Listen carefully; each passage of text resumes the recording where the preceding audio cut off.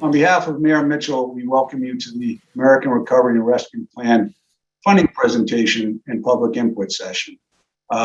This program is universally known as ARPA, and I wanted to introduce myself as the panelist, Patrick Sullivan from the Office of Housing and Community Development. And I'm joined tonight by Jennifer Clark, our Deputy Director, also on the panel to provide some input and hopefully answer any questions that you have, are Christina Connolly, who is the Chief Operating Officer for Mayor Mitchell, Neil Mello, Chief of Staff, Janet Barboza, Director of Special Projects and Programs, and Mike Gagney is the Interim Chief Financial Officer. He'll be joining us, and as well as Damone Chaplin, our Director of Public Health. So welcome everyone, and I'm going to go through a brief presentation and then get to a period of public input, which is extremely important. So I'm going to go over some of the major categories of funding under this initiative, and then hopefully get to your questions, and we'll go over that a little bit in terms of the format. So very important, the city of New Bedford has received ARPA funds, and part of the process that is extremely important is to gain input from the community. I'm going to have you this evening submit comments, questions, and feedback using the chat feature on Zoom. We have probably a fairly large audience, and in order to ensure that everyone has a voice and is able to submit information, we're going to have you submit that. I'm going to give little directions towards the end of this PowerPoint on how to do that. And we will read all of the questions and input and then provide answers where appropriate. We're also encouraging everyone to take the brief online survey on how you should think the city should spend its ARPA funds. And that can be found on the City of New Bedford website at the following link. So I strongly recommend that you do that as well as providing some input this evening. We're having a second public meeting, same format, on Thursday at 6 p.m.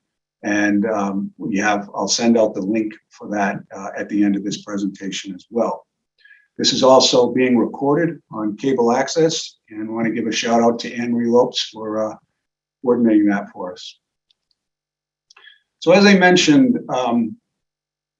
many of you probably found information about this public meetings through flyers. We try to distribute this through various networks and agencies and try to get as many folks as possible to be able to connect with us this evening. And we did it in 3 languages. As I mentioned, this meeting will be recorded, as will all the input questions and suggestions. They'll also be recorded as well. And everyone will be able to see that not only on this meeting this evening, but on future views of this telecast. So a little background on this very important funding. The President of the United States on March 11, 2021 signed into law the American Rescue Plan Act of 2021. As I mentioned, it's also known as ARPA, and this provides resources through the Coronavirus Local Fiscal Recovery Fund to local governments like New Bedford to respond to public health emergencies caused by the coronavirus. This plan is a historic $1.9 trillion economic stimulus bill. And within that, there is $350 billion being allocated to states, municipalities, counties, tracts, territories, including $65.1 billion for cities throughout the United States, similar to New Bedford.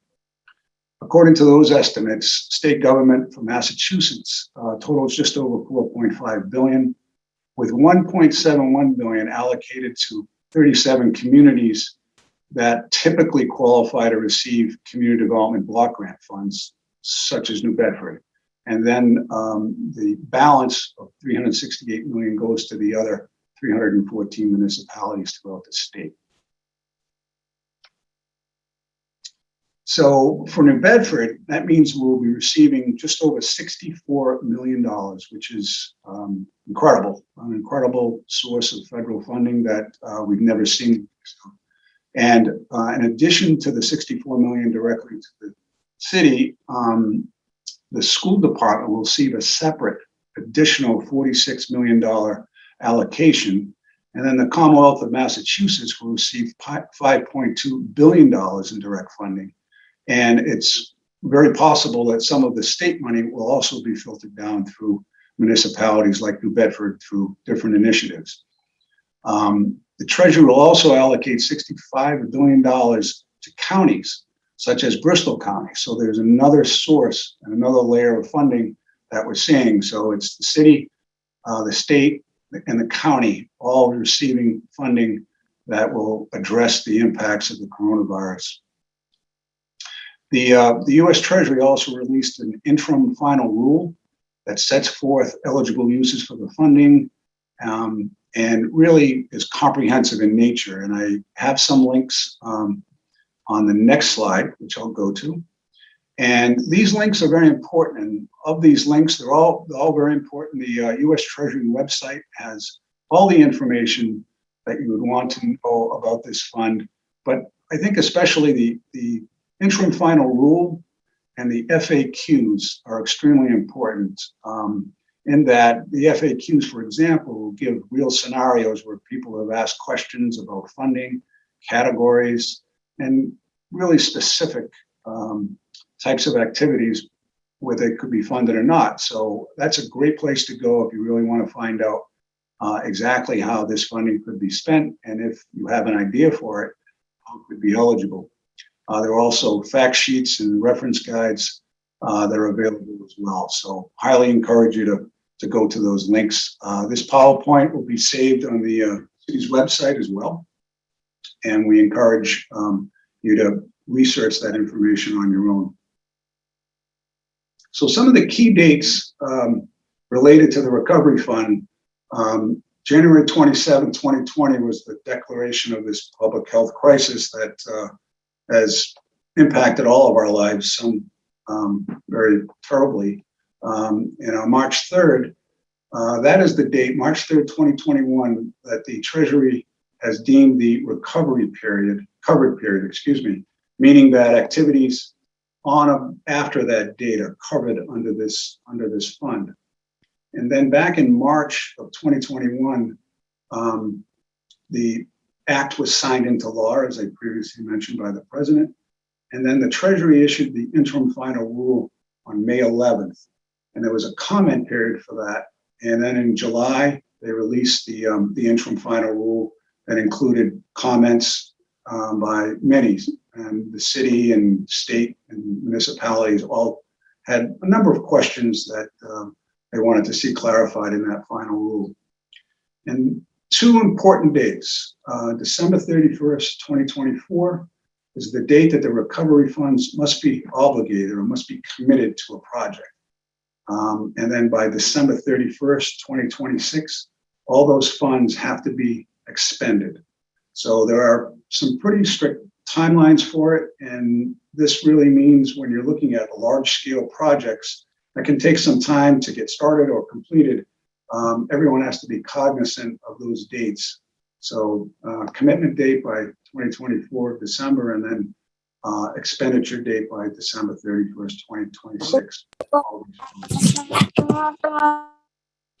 So there are four major categories of eligible uses under this fund, and they include replacing public sector lost revenue, which basically is government services. So here in the city of New Bedford, those are things that have been impacted where the city has lost revenue due to coronavirus and the related closures and impacting, such as our taxes that we receive, food, meals tax, et cetera, and things like that. The second category is supporting the public health response, which this mitigates the impacts due to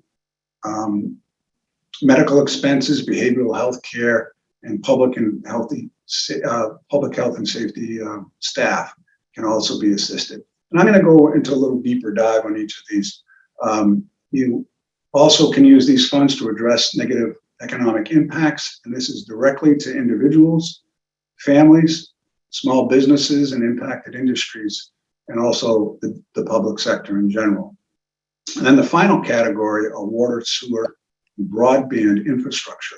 So this allows us to use these funds to make investments to improve access to clean drinking water, invest in wastewater, stormwater infrastructure, and expand broadband access.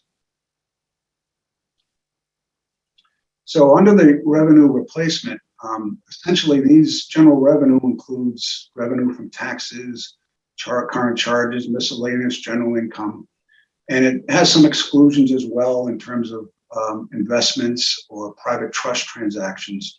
So think of this as just general operating revenue that the city gets traditionally with some exclusions, and this money can be used to replace that revenue that was lost. And there are points in times that the city can calculate those losses. December 31st, 2020, December of 2021, 2022, and 2023. And I think that approach recognizes that there are some lagging effects of this pandemic that we're still seeing. And I think the latest variant also is impacting that. And we're hoping that we don't see any more impacts, but there are pauses that have had to be implemented, and going back to some strict controls to mitigate the spread of this disease. So the city, through its revenue loss, is still experiencing those impacts, as well as our general public and our business sectors. So the other category is supporting public health response, and that really is all the expenses that we're paying and ramping up vaccination programs. And I think the mayor here has been a model for really testing and also vaccinating as many people as possible, setting up vaccination sites and testing sites. So all that is costs money, and these resources can be used to help to alleviate some of the expenses associated with that. Medical care, testing, contract testing for tracing, for example, and really supports for vulnerable populations to access medical or public health services. So those are some of the eligible expenses that are that qualify into that category. And the second major component of that is enforcement of public health orders, such as public communication, enhancement to healthcare capacity through alternative care facilities. We've seen the city has been proactive in reutilizing closed nursing homes to house folks that have been infected with coronavirus. That's an eligible category. Homeless shelters, group living facilities, all of these settings where group settings are apparent, funding to mitigate the impacts of the coronavirus on those populations are eligible as well. And then capital investments in public facilities to meet the operational needs. So those are improvements to hospitals, clinics, and really buildings. So those of you that have an opportunity to visit City Hall have noticed during this pandemic, there's been tremendous strides in keeping people separate, keeping people safe, and ensuring public safety through improvements and adaptation of workspaces. The next category is to direct assistance, and that's through addressing negative economic impacts. And I had mentioned that can be workers, families, and small businesses. So speaking specifically about the general public, these funds can be used to directly assist households to provide food assistance, rent arrearages, mortgage arrearages, utility assistance, counseling, legal aid to prevent eviction or homelessness. So there's been a federal mandate on evictions, but that has expired. So this funding can be used to help folks that maybe are unemployed and cannot pay for their rent or their mortgages and may be rendered homeless. Direct cash assistance is eligible under these categories, as well as emergency assistance for home repairs, weatherization, and other needs. Internet access and digital literacy assistance, job training to address negative economic impact of public health impacts are also eligible, as are worker occupation or levels of training for folks that have been unemployed that need to be retrained to enter into the workforce.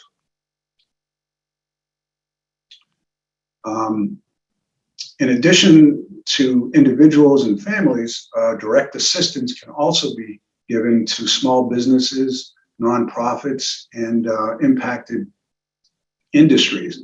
And those can be in the form of loans and grants to impact declines in revenue or impacts of business closure. So the restaurant industry, for example, has been hit tremendously hard, as well as hotels, et cetera. So these funds can be used to retain employees, make them to address mortgage or rent arrearages, utility costs associated with the operation of their businesses. You can also use this funding in these businesses to do similar type of alterations that the city has done in City Hall to provide safe distances between everyone. And I had mentioned technical assistance and business planning needs, as well as premium pay for essential workers.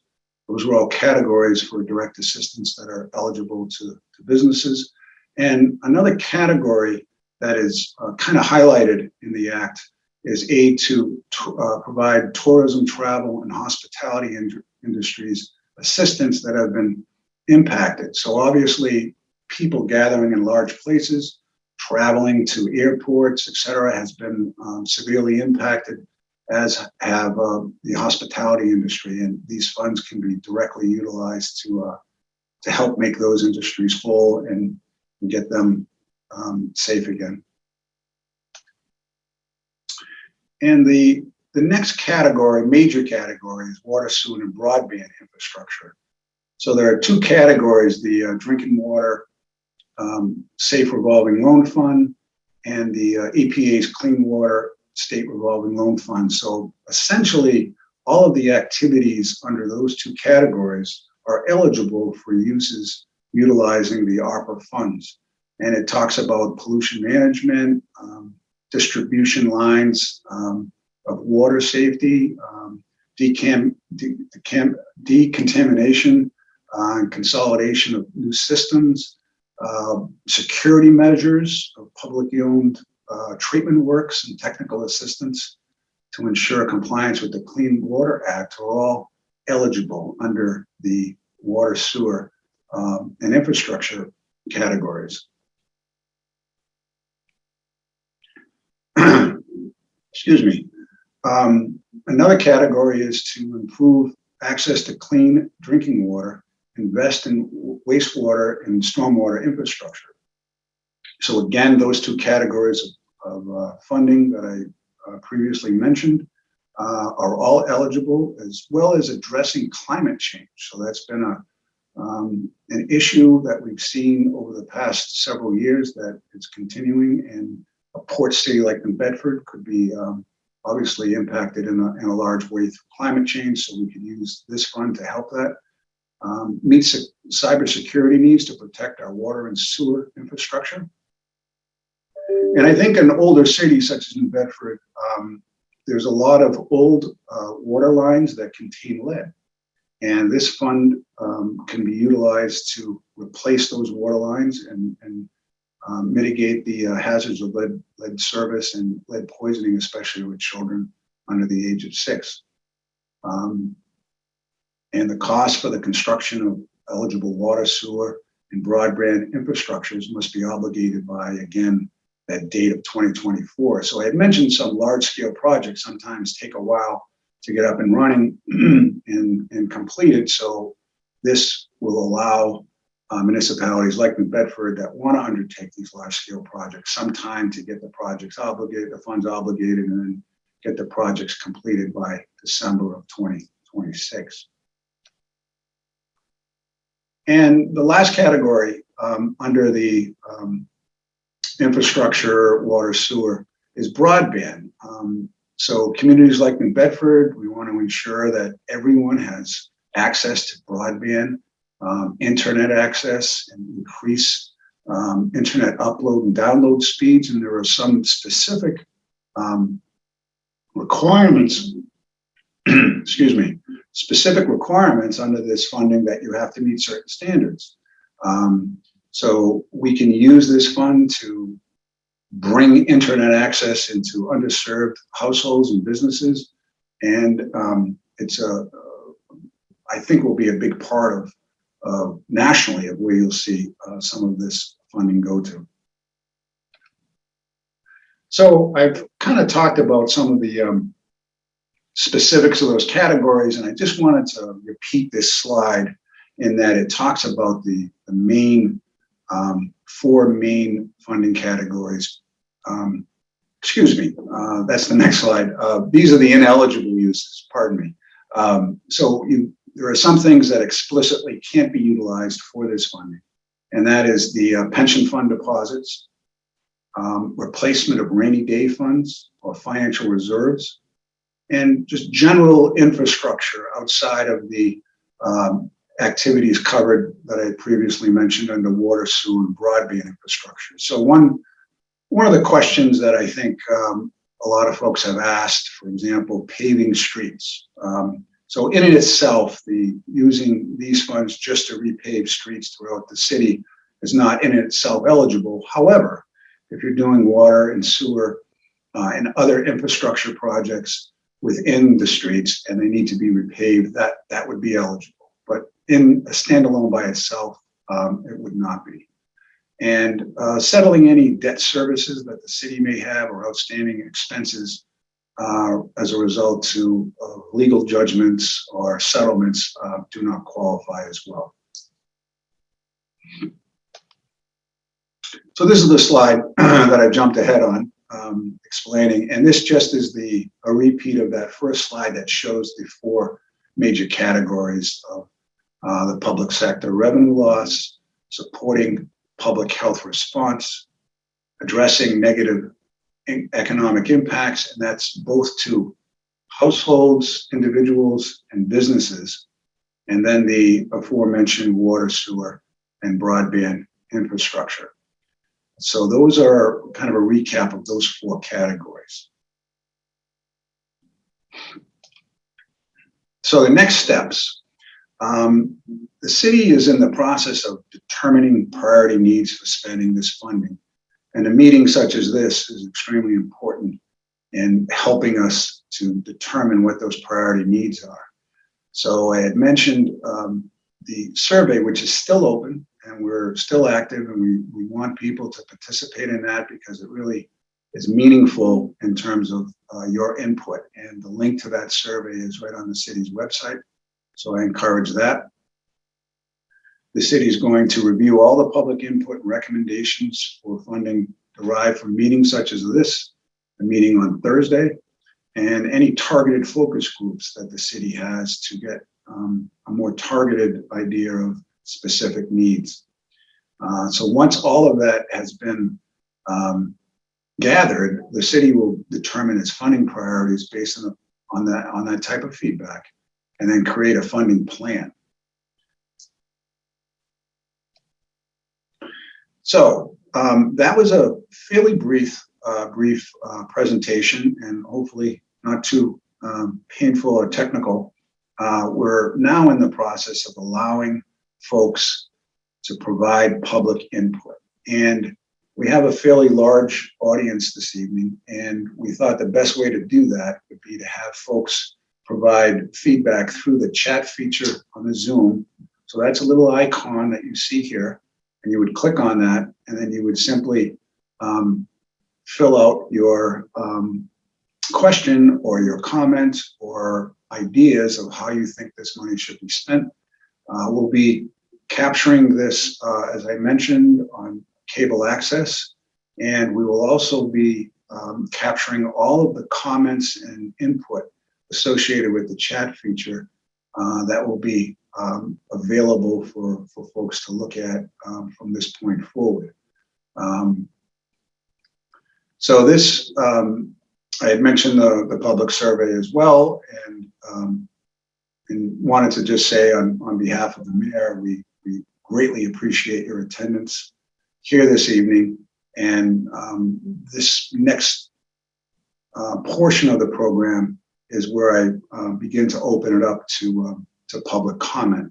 So I'm going to do that now. And just to recap, if you want to provide us with some input, Jennifer Clark, our deputy director, is going to read each question aloud and or comment or input. And if it's a question, we'll try the best we can to answer it. As I mentioned, the frequently asked questions section is about 42 pages that folks have given. So there are a lot of things within this funding allocation that are still a little bit ambiguous in the sense of there's not always a clear-cut answer to it, but we will, to the greatest extent possible, answer those questions tonight. So without further ado, I'm going to stop sharing my screen, and then open it up for the public input. Okay, we have a comment / opportunity from Travis Raposa, who has said, I believe the funding my organization is seeking may be a bit more niche in how it is related to public health response, because it's not included in your PowerPoint, but it is in the Treasury guidance on eligibility. I'd love an opportunity to speak on this, to put this on your radar. Excellent, thank you very much. One thing that I'm going to try to do, and Jen, if you could help me, the other panelists I had mentioned, Christina Connolly, Neil Mello, Janet Barboza, if we could unmute them. This is one of the challenges when you have a lot of folks, and this is why we decided to do this through the chat feature. So if you could bear with us for 1 second. We do have Christina, we do have Michael here. I believe Neil will be here on Thursday evening. Okay. But we do have a few folks here, and but I wanted to unmute them, Jen, so that they could. Yeah, they're unmuted. Okay. We've got that. Great. And thank you very much. Barboza also. All right, so I'll move to the next item, which is from Deb Lee with the city. In the new state of health and mental health we are under now, there is a tremendous need to invest a portion of this funding on mental health services across the board for all ages. Thank you. That's it's an excellent suggestion and one of tremendous need. A lot of folks have been impacted very negatively by this in many ways. So that's thank you, Deb. I have a question from Dolores Joseph. Said I also saw something about employment training, but what about childcare and increasing access to that? That's a great question. Childcare is definitely an eligible category and one that can be funded through this program, and one that has been tremendously impacted. The presentation that I gave obviously couldn't go into every single category, but certainly folks that have returned to work after being home are being challenged with childcare. So yes, that is definitely eligible. Deb Lee again has noted that there's also a huge need for additional elderly housing, and there are several closed nursing homes that would be ideal for that function. The city cannot be a landlord, but it could be put out or an RFP for which this funding could support such an effort. Great, excellent point. Al Vitale, shouldn't the covered period be March 3rd, 2020 and not 2021? Good question. I don't know if Mike or anyone else on the panel has an answer for that question. I don't have that right in front of me, but I could have given the incorrect date, but not sure. So I don't know if anyone else from the city has a comment on that. The funding for ARPA is March 2021. The CARES Act funding and the FEMA funding that we've been using up until when we received the ARPA funds in March does start back to actually February of 2020. Thank you, Michael. Deb Lee says we are desperately in need of a state-of-the-art 21st century senior center to replace the structure at Buttonwood that requires more and more updates to a facility that is well aged and in need of replacement. Okay, thank you. Catherine Duff notes that are there limits to the amount of money earmarked to municipalities versus the private sector business, nonprofit organizations, city residents, etc.? Will money be earmarked for capital projects? It's a two-part question. I don't believe, and Mike could weigh in as well, I don't believe that there are any set funding amounts for municipalities as opposed to nonprofits or private sector entities that want to do any large-scale projects.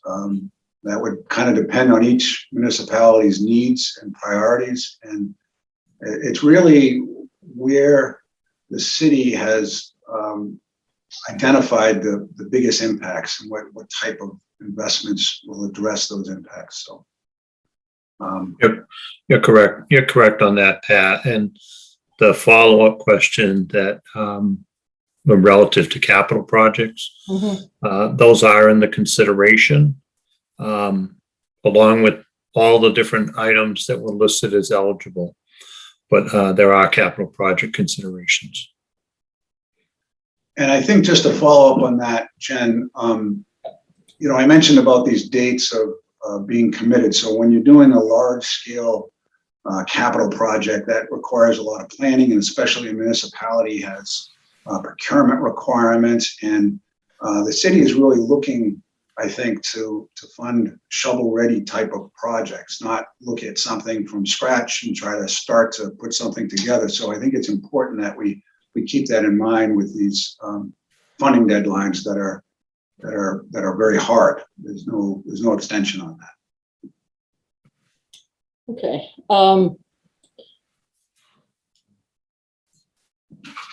Let's have a question from Paul Laus, which, and I'm sorry if I mispronounced that, Paul. How can I submit a list of proposed uses?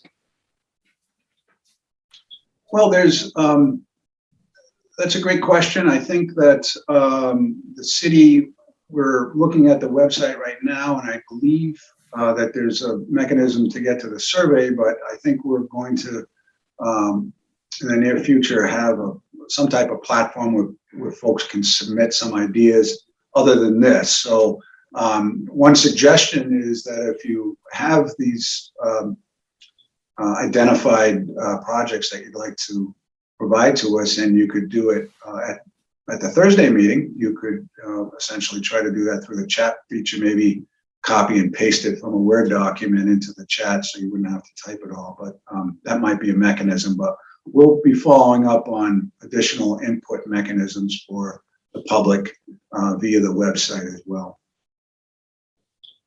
Okay, Darlene Spencer asked, how will the city utilize an equity framework in making decisions around priority areas?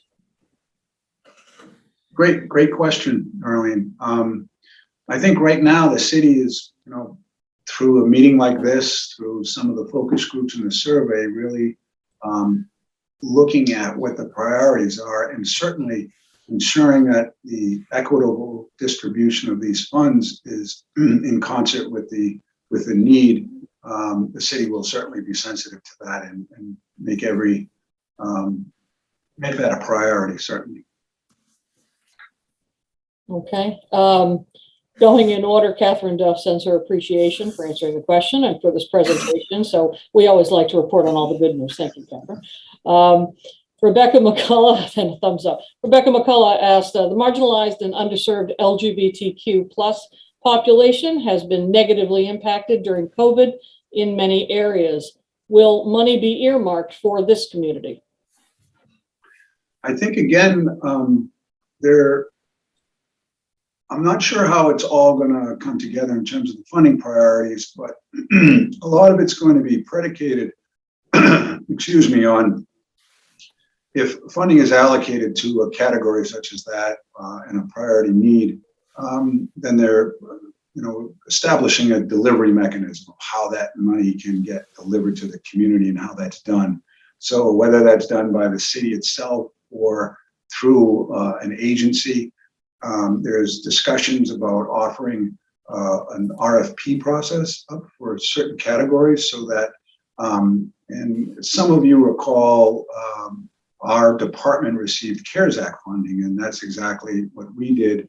And we based it on public meetings such as this to find out what the priorities were, and then matched up those priorities to the funding allocations and requests for funding. So I believe something like that should follow along with this process as well. Great. Okay.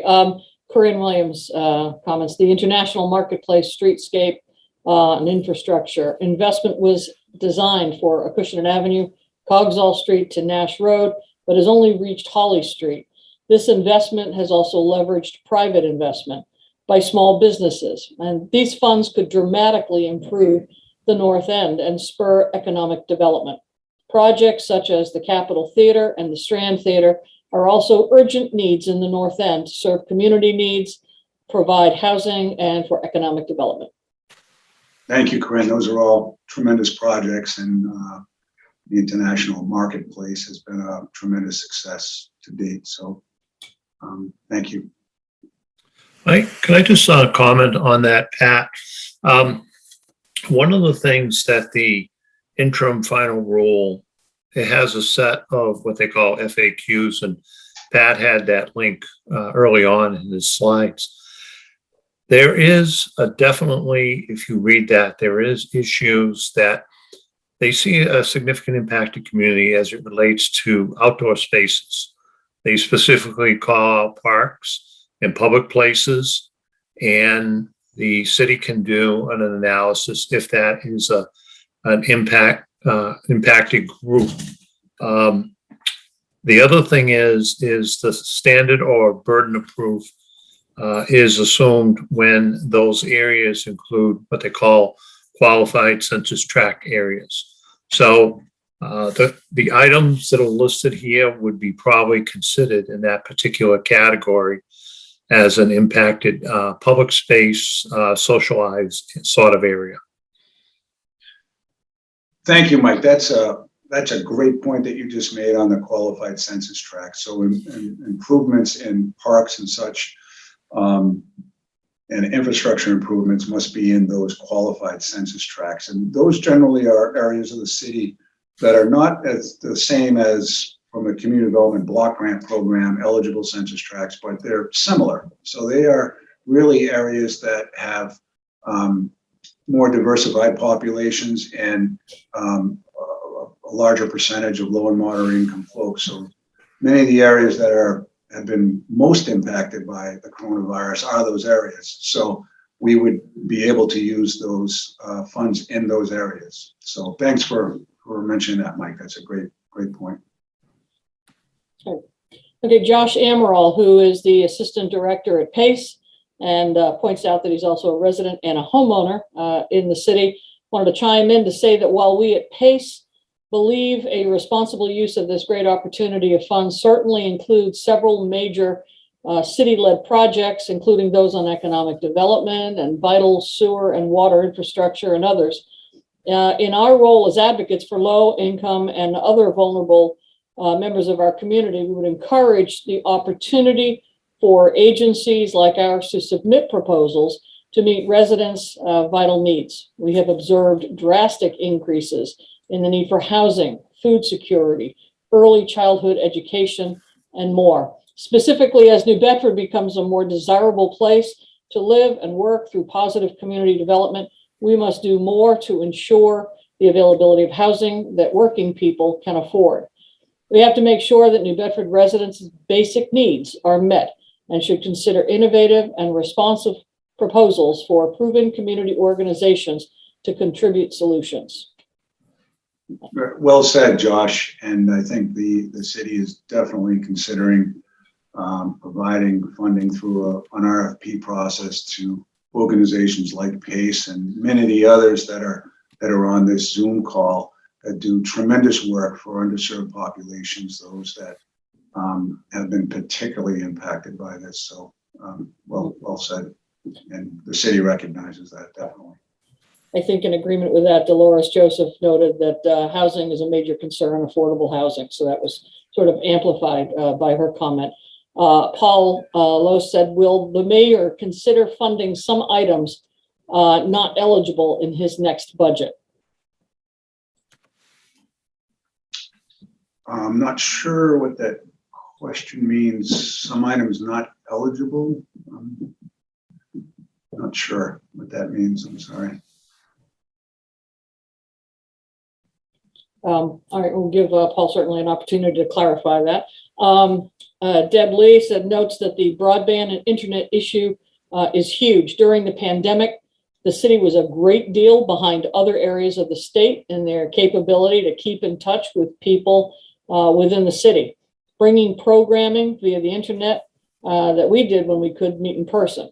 The isolation due to the lack of connectivity has increased folks' feelings of depression and loneliness.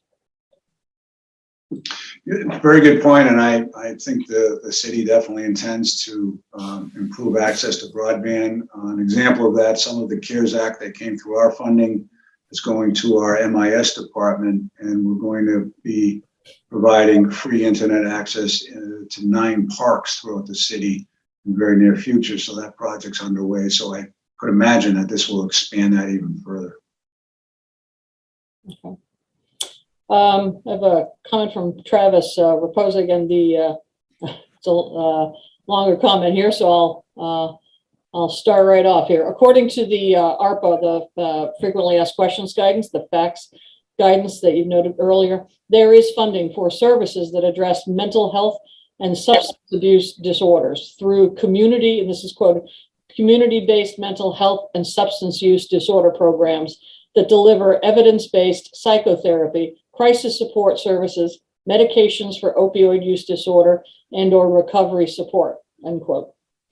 The Bedford Police Department has tracked opioid overdoses this year, and along with national trends, we're on trend to see an increase in both opioid overdoses and overdose deaths. 2020 saw 461 non-fatal overdoses and 39 deadly. In 2021, we're at 389 non-fatal and 36 fatal, with 3 months of the year still left to go. The police department, through its lead diversion program and post-overdose team, engages in lowering these numbers by diverting people with substance abuse disorders away from the criminal justice system and into treatment and recovery, as well as reaching out to people who have recently overdosed to connect them with services. But we need funding to reach all those affected. Excellent point. It is an ongoing tragic problem, not only in New Bedford, but across the country. So that was excellent point. We have a comment from Councillor Ian Abreu, who says, I believe that public safety, wastewater infrastructure, and small businesses should remain at the forefront. The support for them should remain at the forefront of our ARPA agenda. Public safety, addressing the needs for police officer body cameras, already agreed upon by the police union, and increased new and improved surveillance camera systems are necessary, especially in our downtown, where we have closed the area station and we've an uptick in illicit and/or illegal activity. And then with respect to water and wastewater, the councillor notes, we all know that we need to comply with the Clean Water Act, and we are currently debating whether or not to accept a $71 million loan order to pay for these upgrade projects. I am willing to vote for and accept the loan so we do not fall out of compliance, but I'm interested in seeing if the administration is willing to submit more than $3.2 million towards the project.